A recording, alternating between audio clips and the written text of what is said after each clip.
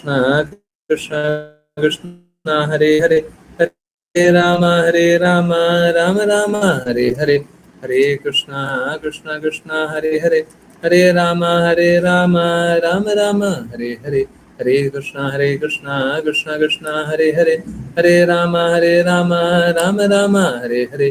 वाञ्छाकल्पतरुभ्यश्च कृपा सिन्धुभ्य एव च पतितानां पावनेभ्यो वैष्णवेभ्यो नमो नमः।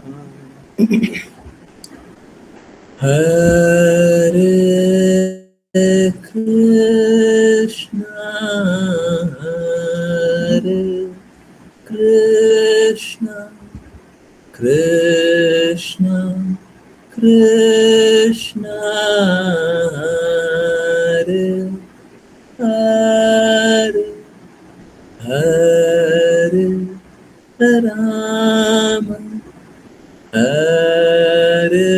हरे राम राम राम हरे हरे, हरे कृष्णा हरे कृष्णा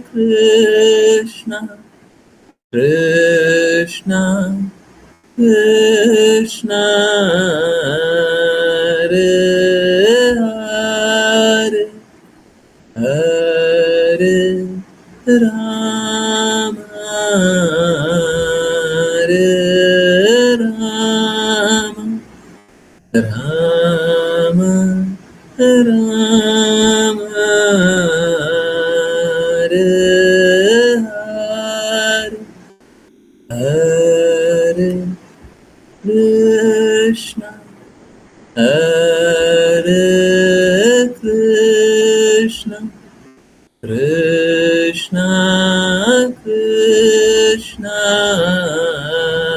हरे हरे, हरे राम हरे राम राम राम हरे हरे।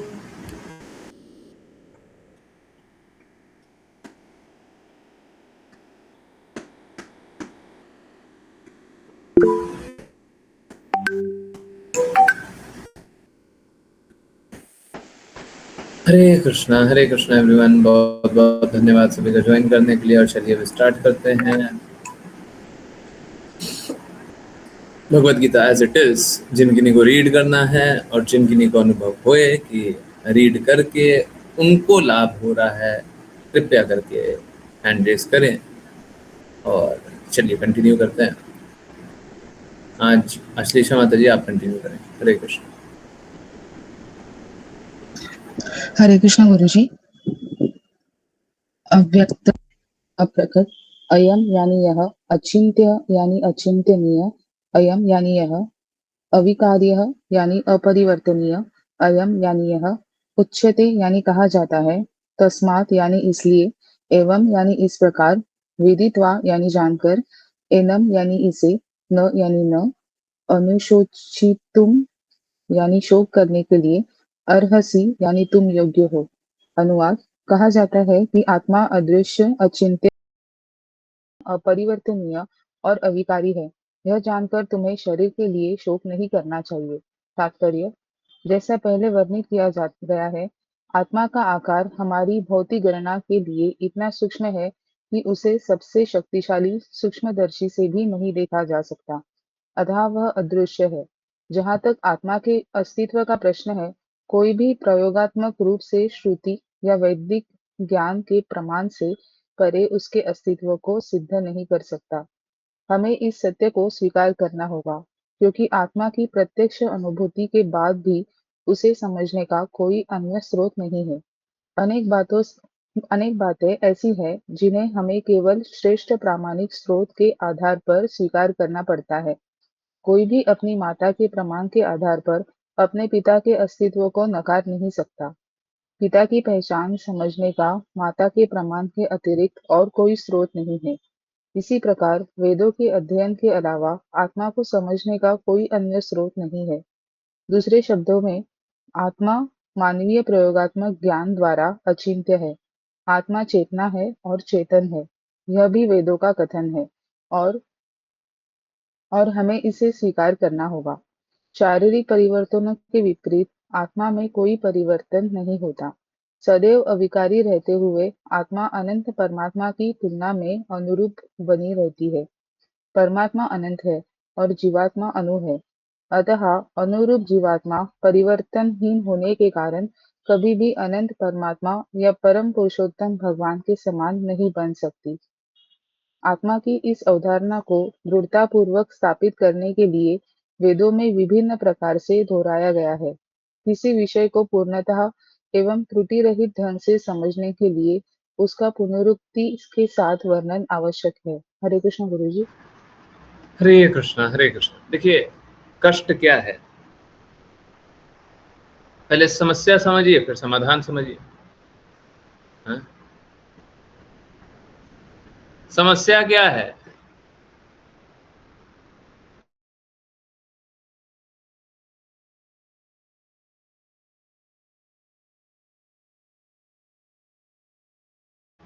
समस्या ढूंढने गए थे,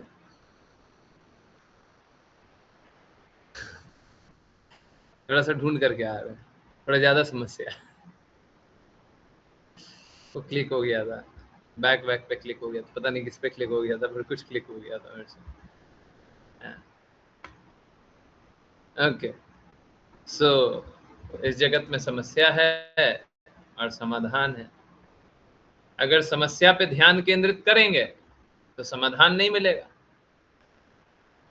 आवश्यक क्या है कि समस्या नहीं, समाधान पे ध्यान केंद्रित किया जाए, और अगर समाधान पे ध्यान केंद्रित करेंगे तो सारी समस्या से मुक्ति मिलेगी। तो यही बात, फिर समस्या में क्यों डूबे हुए हैं? हर दिन नया नया समस्या में क्यों डूबे हुए हैं? क्या मिलता है? परंतु क्या है ना, हम लोगों को समस्या से प्रेम है। हम लोगों को समस्या से प्रेम है। क्यों है प्रेम जी? क्योंकि हमको भगवान से स्वतंत्र रह करके जीने का एक अभिलाषा है। जैसे अगर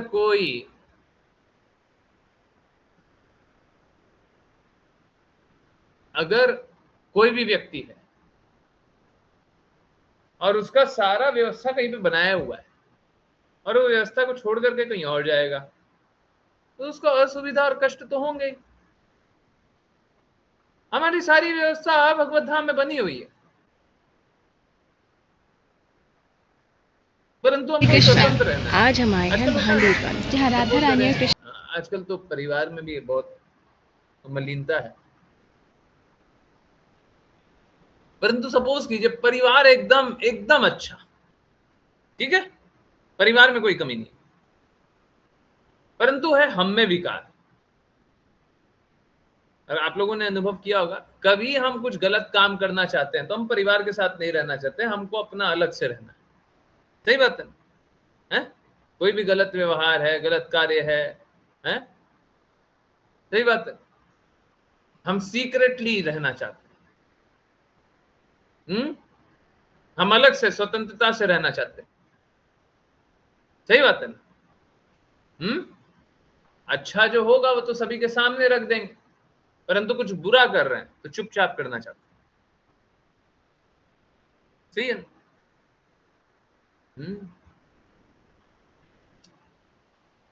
इसी कारण से हम भगवान से द्वेष करते हैं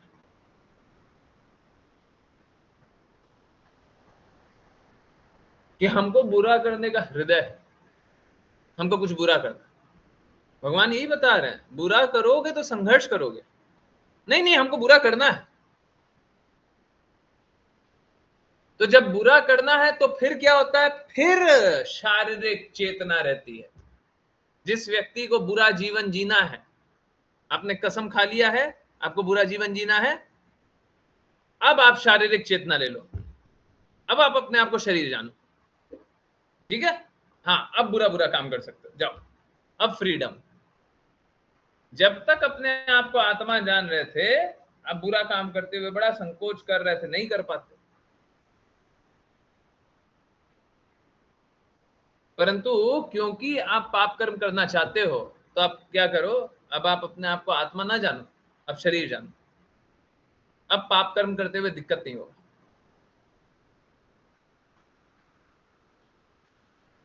परंतु जब प्रेम ढूंढने आओगे तो फिर से वही आत्मीय स्वरूप को ढूंढोगे, ढूंढते ढूंढते मेरे पास आओगे। और जब तक ये शरीर शरीर करना है, शरीर के संबंध में दुनिया को देखना है, तब तक ढूंढते रहो, घूमते रहो, भटकते रहो, इस भौतिक संसार में डूबते रहो, कोई नहीं बचाएगा। इन भौतिक संघर्षों से कोई नहीं बचा सकता है।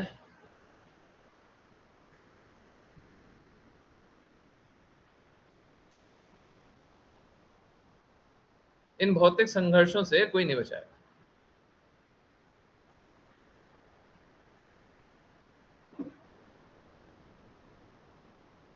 तो यही बात है।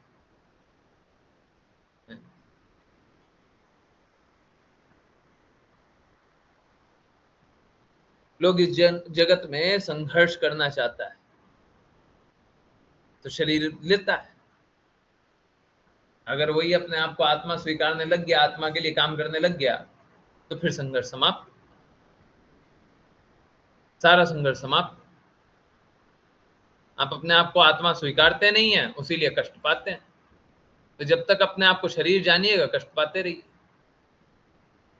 शरीर मतलब कष्ट, आत्मा मतलब सत्य, सत्य मतलब कष्टों से मुक्ति का मार्ग। शुरुआत में सत्य जान करके अच्छा नहीं लगता। अभी अभी आज बात कर रहे थे कि कल बात कर रहे थे, लोग सत्य सुनना चाहता नहीं है।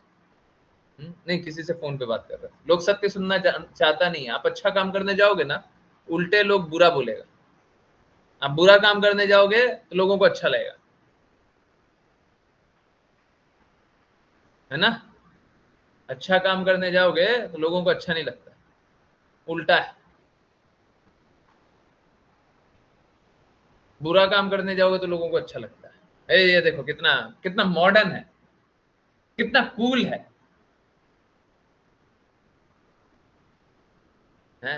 उनको चीट कर दो, खुश होंगे। हाँ बिल्कुल सही बात। आप देखिए, जो संबंधी आपको चीट करता हो, भौतिक जगत वाले लोग, है ना, जो संबंधी आपको चीट करता हो, आप उसके चिपक जाइएगा। और चीट करता हो, अच्छे से चीट करता हो, कोई ऐसा नहीं खराब से चीट करता, है ना। देखो वो इतना बुरा है पर इतना बुरा नहीं है, उसने गलत काम किया है पर उतना भी गलत काम नहीं किया। वो थोड़ा बुरा है, थोड़ा तो अच्छा भी है, उसमें भी कुछ अच्छा गुण है। अब कोई शास्त्र की बात बोल देगा तो बोले पता नहीं ये क्या क्या बोलते रहता है, सुबह से रात तक कृष्णा कृष्णा बोलते रहता है, पता नहीं भगवान के कहे अनुसार, गुरु के कहे अनुसार क्या क्या चलते रहता है। इसका तो अपना ही राग है। माला कर लो, नाम जप कर लो, पाप मत करो, गलत काम मत करो। अरे कौन करता है ऐसा जीवन, कौन जीता है ऐसा जीवन।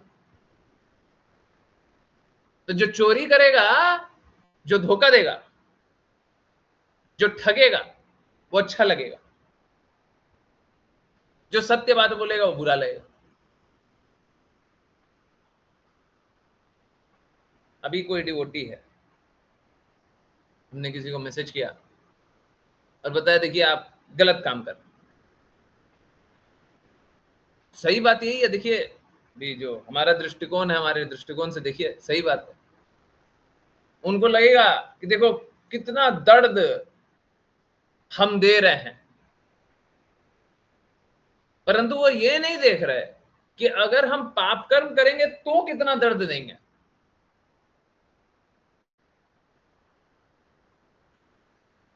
हम लोग इग्नोरेंट रहना चाहते हैं।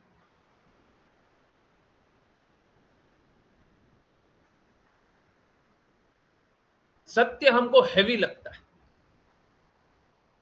है ना। सही बात है।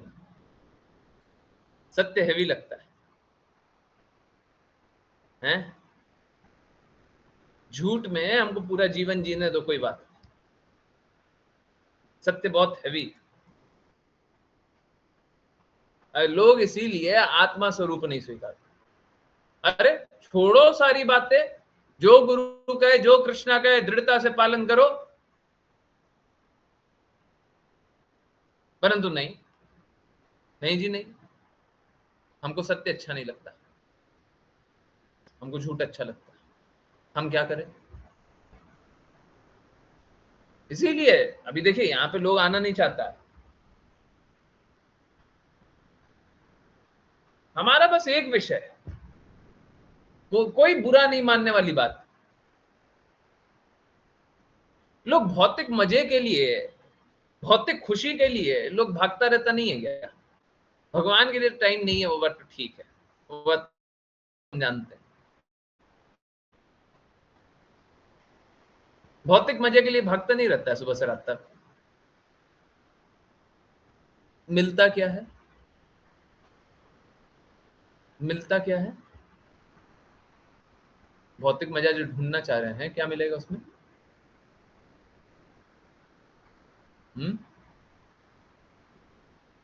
क्या मिलता है?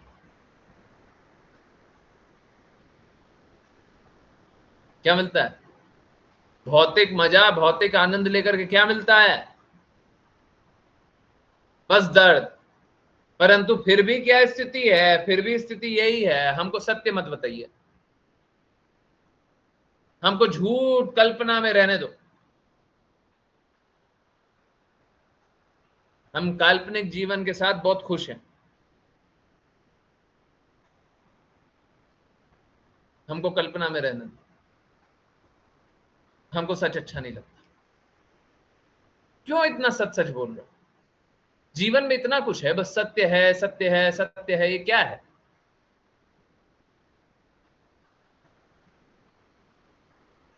क्यों जानना है हमको इतना? और अगर वही झूठ का कोई पुलिंदा बांध रहा हो, है, यही कोई कॉमेडी का शो होगा, कोई क्रिकेट का मैच होगा, कोई और एंटरटेनमेंट का सोर्स होगा, कोई मूवी होगा, देखिए कितना सारा भीड़ खड़ा हो जाएगा, है? वही वही दुनिया में रहता है ना, जहां पे मूवी स्टार दो देश का राष्ट्राध्यक्ष बन गया है, एक राज्य का चीफ मिनिस्टर, कोई मूवी स्टार बन गया है।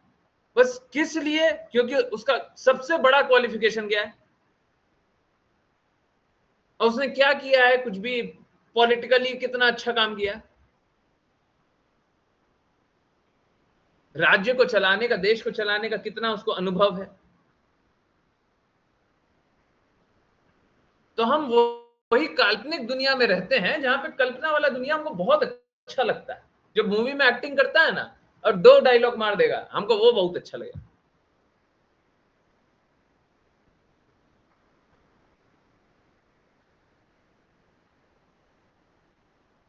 लोगों को वही अच्छा लगता है।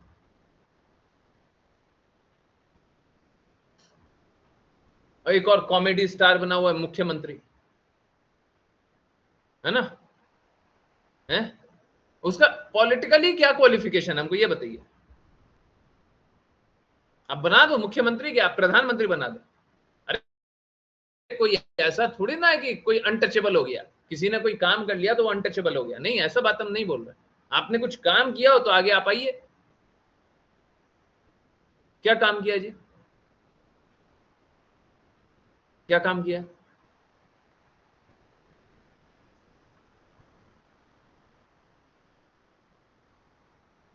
आप सेवा करना चाहते हो ना, राज्य की सेवा करना चाहते हो, देश की सेवा, तो कुछ काम भी किए होगे, बस डायलॉग बाजी तो नहीं किए होगे। पर लोगों को काम चाहिए ही नहीं। अब आप सोचिए इस स्थिति में जहां पे एक काल्पनिक जो चित्रण है उसी को सत्य मानते हो, इस जगत में आत्मा स्वरूप को कोई स्वीकारने वाला है? No one is interested.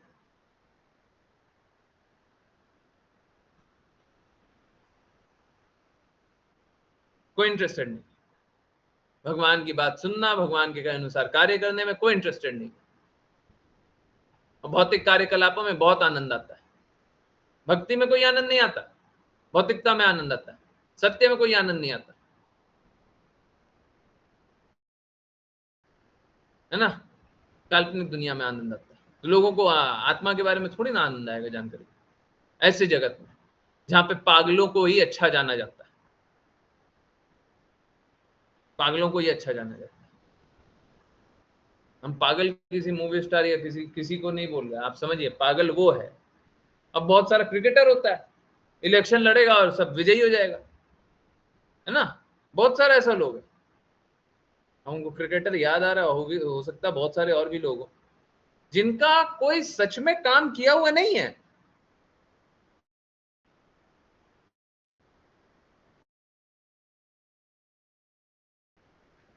कोई काम से बहुत सारे जनप्रतिनिधि होते हैं जो कि बहुत अनर्गल बातें करते हैं और फिर चुनाव आता है फिर जीत जाते हैं। तो ये तो बस एक साइड है। आप देखिए जहां पे लोग इस प्रकार के हैं, चेतना इस प्रकार की है, आत्मा स्वरूप को स्वीकारेंगे। सब कोई शरीर शरीर शरीर शरीर शरीर में डूबा हुआ, और मिलेगा क्या? दर्द दर्द दर्द दर्द दर्द।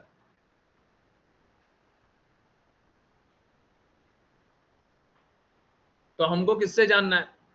हमको वेदों के अध्ययन से जानना है। वेदों में लिखा हुआ जो बात है वही शास्त्र है, जो शास्त्र है उन्हीं को स्वीकारना है। और देखिए असलियत ये है, कल ही परसों जान रहे थे कि भगवत गीता में लिखा हुआ रहेगा, आप स्वीकारिएगा नहीं। आज कली काल में हम लोग आगे इतने बढ़ गए हैं, पाप कर्मों में लोग इतने आगे बढ़ गए हैं, अब स्वीकारेंगे नहीं। तो स्वीकारने का क्या माध्यम है? एक प्रामाणिक आध्यात्मिक गुरु, किसी शुद्ध भक्त के पास जाइए, उनसे सुनिए, उनसे जानिए, तब जाकर के आप स्वीकारेंगे, नहीं तो आप नहीं जानेंगे। बस ये बोल देने से भगवान ने भगवत गीता में बोला है हम स्वीकार कर लेंगे, नहीं स्वीकारेंगे। ठीक है, आई होप ये बात सभी को एकदम क्लियर पहुंच गया। ओके, कोई भी भगवान के समान नहीं बन सकता, है ना।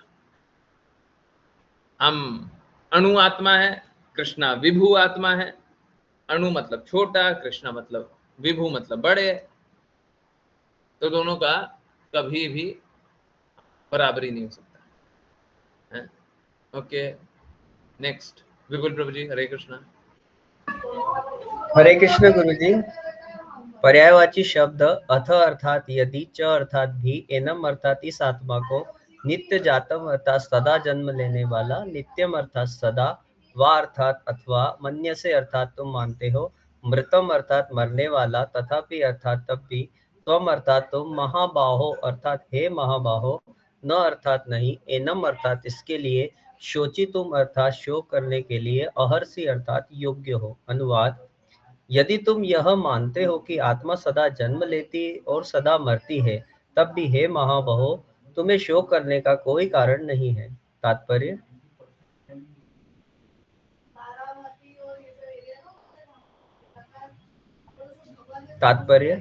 बौद्धों के समान विचारधारा वाले दार्शनिकों का सदैव अस्तित्व रहा है, जो शरीर से परे आत्मा के स्वतंत्र अस्तित्व में विश्वास नहीं रखते। जब भगवान कृष्ण ने भगवत गीता का उपदेश दिया था, तब ऐसे दार्शनिक विद्यमान थे, जिन्हें लोकायतिक और वैभाषिक के नाम से जाना जाता था। ये दार्शनिक यह मानते थे कि जीवन के लक्षण या आत्मा भौतिक तत्वों के एक विशिष्ट परिपक्व संयोग से उत्पन्न होते हैं। आधुनिक भौतिक वैज्ञानिक और भौतिकवादी दार्शनिक भी इसी प्रकार सोचते हैं। उनके अनुसार शरीर भौतिक तत्वों का एक संयोजन है और किसी विशेष अवस्था में भौतिक और रासायनिक तत्वों के परस्पर प्रभाव से जीवन के लक्षण उत्पन्न होते हैं। मानव जाति या मानव विज्ञान इसी दर्शन पर आधारित है। वर्तमान समय में अमेरिका में प्रचलित कई नकली धर्म भी इसी दर्शन को मानते हैं, और साथ ही साथ बौद्धों के नास्तिक और भक्तिहीन संप्रदाय भी। यहाँ तक कि अर्जुन आत्मा के अस्तित्व में विश्वास नहीं करता, जैसा कि वैभाषिक दर्शन में कहा गया है, तब भी उसे शोक करने का कोई कारण नहीं था। कोई भी रासायनिक तत्वों के नष्ट होने पर शोक नहीं करता और न ही अपने निर्धारित कर्तव्यों का पालन करना बंद कर देता है। दूसरी ओर आधुनिक विज्ञान और वैज्ञानिक युद्ध में शत्रु पर विजय प्राप्त करने के लिए अनेक टन रासायनिक पदार्थ नष्ट किए जाते हैं। वैभाषिक दर्शन के अनुसार तथाकथित आत्मा या आत्मा शरीर के नष्ट होने के साथ ही लुप्त हो जाती है। अतः किसी भी स्थिति में चाहे अर्जुन ने वैदिक निष्कर्ष को स्वीकार किया हो कि एक अणुरूप आत्मा है, या वह आत्मा के अस्तित्व में विश्वास नहीं रखता हो, उसके पास शोक करने का कोई कारण नहीं था। इस सिद्धांत के अनुसार चूंकि प्रत्येक क्षण भौतिक तत्वों से असंख्य जीव उत्पन्न होते हैं और प्रत्येक क्षण असंख्य नष्ट हो जाते हैं, ऐसी घटना के लिए शोक करने की कोई आवश्यकता नहीं है। हालांकि चूंकि वह आत्मा के पुनर्जन्म को जोखिम में नहीं डाल रहा था, अर्जुन के लिए अपने गुरु एवं पितामह की हत्या करने से होने वाले पाप कर्मों के प्रभाव से भयभीत होने का कोई कारण नहीं था। किंतु साथ ही श्री कृष्ण ने व्यंग पूर्वक अर्जुन को महाबाहु अर्थात महाबाहु कहकर संबोधित किया, क्योंकि वे कम से कम वैभाषिक के उस सिद्धांत को तो स्वीकार नहीं करते थे जो वैदिक ज्ञान को नकारता है। एक क्षत्रिय होने के नाते अर्जुन वैदिक संस्कृति से संबंधित था और उसके लिए यह उचित था कि वह इसके सिद्धांतों का पालन करता रहे। हरे कृष्ण गुरु जी। हरे कृष्ण हरे कृष्ण। देखिए, अगर कोई भी 4 वर्णों को स्वीकार रहा है तो उसको यह भी स्वीकारना पड़ेगा जो 4 वर्णों का कंक्लूजन,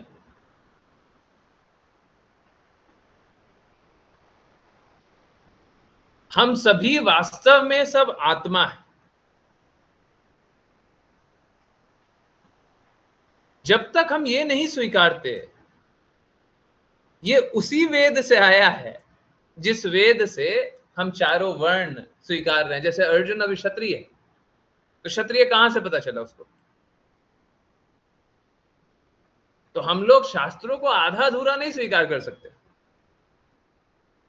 ये नहीं भगवान ने भगवत गीता में बोला है तो 2 बात स्वीकार कर लेंगे और 2 बात छोड़ देंगे, हैं? ऐसा नहीं होता। भगवान ने जो भगवत गीता में बोला है सारी बातें स्वीकारिए, और जब स्वीकारते ही नहीं है तो आप अश्रद्धालु हैं। तो महाबाहो बोल दिए, महाबाहो बोलने का अर्थ क्या है? तुम क्षत्रिय हो। तो क्षत्रिय कहां से पता चला तुमको? शास्त्रों से पता चला। तो जिन शास्त्रों से पता चला है उसी शास्त्रों से तुमको पता होना चाहिए कि हम सभी तो आत्मा है। ये कैसा शास्त्रीय ज्ञान है कि आधा अधूरा ज्ञान पकड़ा और आधा अधूरा ज्ञान छोड़ दिया? ये कैसा शास्त्रीय ज्ञान?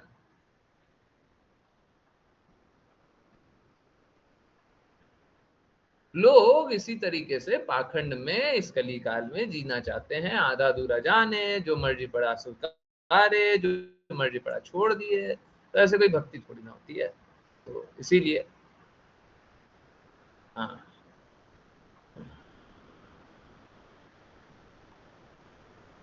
भगवान कृष्ण बता रहे हैं कि देखो,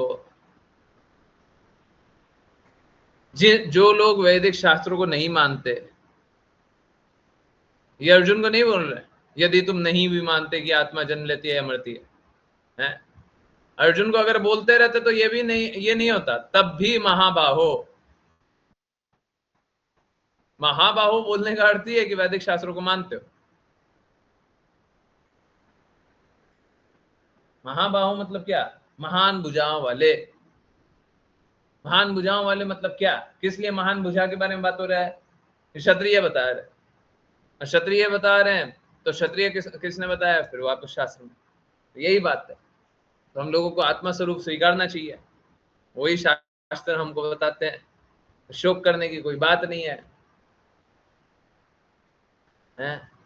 परंतु कोई अगर नास्तिकवादी भी है तब भी उसको ये बात जानना चाहिए कि ये जो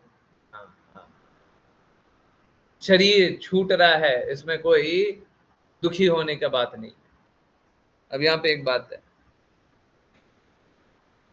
देखिए यहाँ पे बताया जा रहा था कि नास्तिकवादी जो हैं वो क्या सोचते हैं, केमिकल कॉम्पोजिशन से बना है। आजकल का मॉडर्न साइंटिस्ट भी यही सोचता है, शरीर is a product of chemical composition.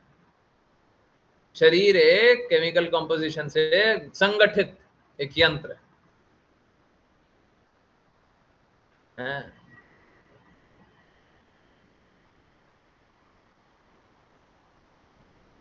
तो ये कॉम्पोजिशन सबका 100 साल में ही खराब क्यों हो जाता है जी? केमिकल है ना, तो उसमें केमिकल और डालिए ताकि वो केमिकल अच्छे से चले। जैसे किसी का फ्रेग्रेंस कम हो जाता है ना, अगर उसमें और कंसंट्रेशन भर दीजिए, फ्रेग्रेंस वापस आ जाता है ना। तो आ रहा नहीं आ रहा है? और बात इतना ही थोड़ी ना है। एक काम कीजिए, हम आपको ये सब केमिकल दे देते हैं, आप एक काम कीजिए, एक शरीर बना दीजिए। आपको खून दे देते हैं, मांस दे देते हैं, आपको और क्या चाहिए, हड्डी दे देते हैं,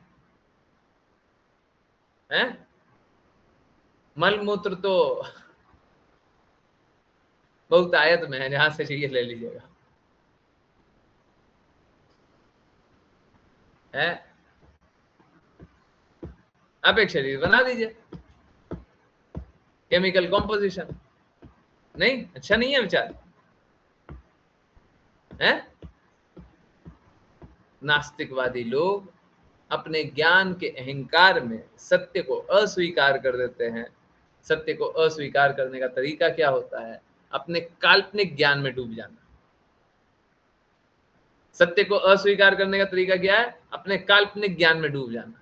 अपना एक ज्ञान बना लो, हमको तो लगता है, अब करो बकवास, 4 लाइन बकवास बोलो, हमको तो लगता है, और उसके बाद 4 लाइन बकवास बोल लीजिए। हाँ, अब सोचिए कि जो हमने बकवास बोला वही सही है। अब सोचिए पूरा दुनिया गलत बोलता है। इस तरीके से लोग अपने आप को ही भ्रमित करते हैं। क्या मिलेगा ये सब करके? क्या मिलेगा? माया देवी के एजेंट बन रहे हैं, क्या मिलेगा? कुछ नहीं मिलेगा। क्यों कर रहे हैं ये सब? भगवान जैसा बोलते हैं वैसा स्वीकार कर लीजिए, मुश्किल है क्या है? भगवान की बातें स्वीकार करना मुश्किल है क्या? जबरदस्ती की भगवान की बातें नहीं स्वीकारनी है तो फिर क्या होता है? फिर काल्पनिक ज्ञान बनाते हैं, क्योंकि कोई ना कोई थ्योरी तो स्वीकारेंगे ना।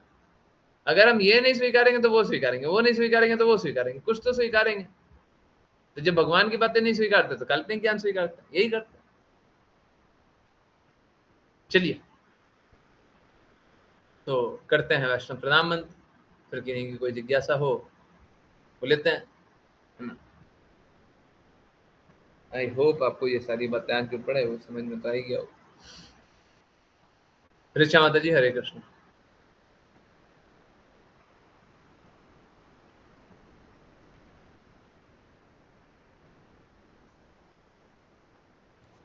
पंचरूभ्यश्च कृपा सिन्धुभ्यैव च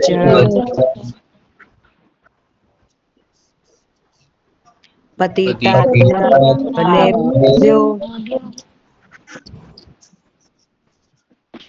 वैष्णवेभ्यो नमो नमः।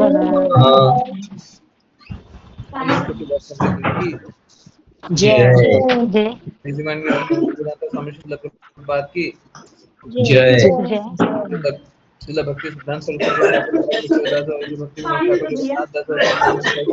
ठाकुर की जय जय श्री रूप सनातन भट्ट रघुनाथ जी, गोपाल मुस्ताक रघुनाथ की जय जय श्री कृष्ण चैतन्य प्रभु नित्यानंद श्री अद्वैत गदाधर शिव गौर भक्तवृंद की जय गंगा माई यमुना माई वृंद देवी तुलसी महारानी पुरी द्वारका वृंदावन धाम की जय भगवद गीता श्रीमद् भागवतम चैतन्य चैतामृत की जय श्री भक्तों की जय जय हरे कृष्ण हरे कृष्ण कृष्ण हरे कृष्ण हरे हरे राम राम हरे राम हरे हरे हरे राम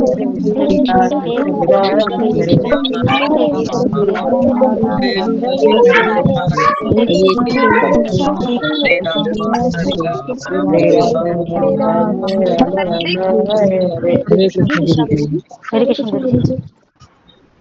हरे कृष्ण गुरु जी। यस, किन्हीं की कोई जिज्ञासा है? कोई जिज्ञासा है? कुछ पूछना है, कुछ बताना है, कुछ बोलना है, कुछ जानना है? नहीं? हाँ, ममता माता जी, प्रभु जी, प्लीज पूछिए। हरे कृष्ण प्रभु जी। हरे कृष्ण। प्रभु जी, वो हमारे यहाँ के लड्डू गोपाल की वो जो आंख है एक तो निकल जा रही है बार बार, उसको कैसे स्टिक करे? उस पे वो चिपक नहीं रहे। एक को तो लगी हुई है, नहलाने में लगी रहती है, एक तो डेली हर दूसरे दिन पे निकल जा रही है।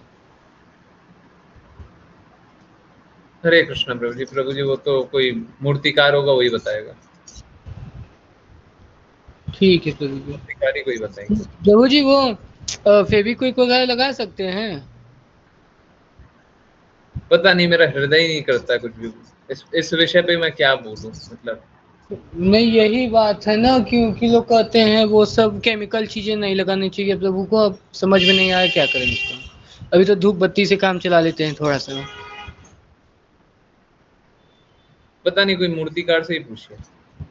ठीक है, मूर्तिकार कैसे बनाते हैं, उन्हीं से पूछिए। ठीक है प्रभु। हरे हरे हरे- हरे। आप बोले तो यहाँ पे मूर्तिकार से पता करके बता सकते हैं, बट मूर्तिकार ही बताए। और देखिए, जिसका काम होता है उसको वही करना चाहिए। और देखिए क्या होता है, विग्रह स्थापित होते हैं, उनके बारे में ऐसा बात भी करना, पता नहीं क्या। छोड़िए, बड़ा अजीब सा।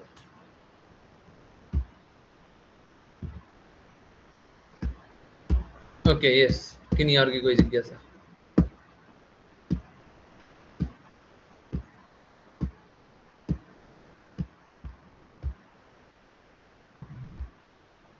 कोई और जिज्ञासा है?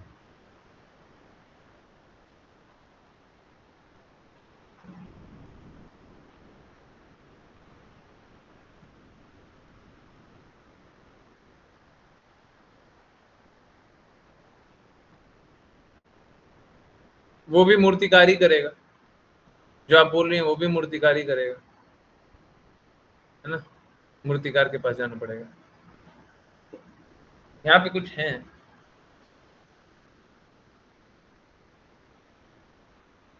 पर जाना तो मूर्तिकार के ही पास पड़ेगा। यही बात। चलिए, स्टिल मैं देखता हूँ। पता नहीं, ये ऐसा विषय है ना जिसके बारे में बात करके भी बड़ा हृदय। छोड़िए, किन्हीं और की कोई जिज्ञासा है? फिर भी मैं देखता हूँ।